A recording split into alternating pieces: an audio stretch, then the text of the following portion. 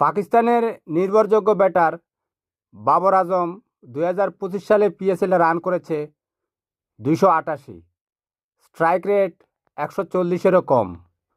পাকিস্তানের ন্যাশনাল টিমে তো যাচ্ছে তাই অবস্থা, তার ব্যাটিং গড় 115-এরও কম। অথচ আগের বছরগুলোতে স্ট্রাইক রেট ছিল 140-এর বেশি। চারদিক থেকে সমালোচনা হচ্ছিল যে বাবর আজম কেন টি-20 খেলছে, সে অপশন নিচ্ছে না কেন। অথচ এবারই বাবর আজম কিন্তু বদলে গেছে। 2026-এর পিএসএলের কথা বলছি।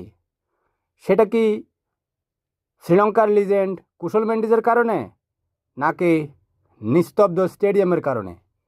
কারণ পাকিস্তানের স্টেডিয়ামগুলো দর্শক শূন্য, সেখানে কোনো ভুয়োধ্বনি নেই, চেঁচামেচি নেই। এবারের পিএসএলে এ পর্যন্ত বাবর আজম 485 রান করে ফেলেছে, স্ট্রাইক রেট 140-এরও বেশি, গড় 80.83। এবারের পিএসএলের দ্বিতীয় দ্রুতগতির সেঞ্চুরিটাও বাবর আজমের নামে।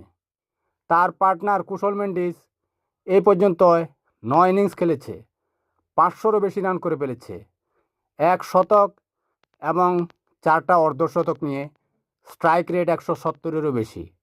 আল্লাহ হাফেজ, ভালো থাকবেন।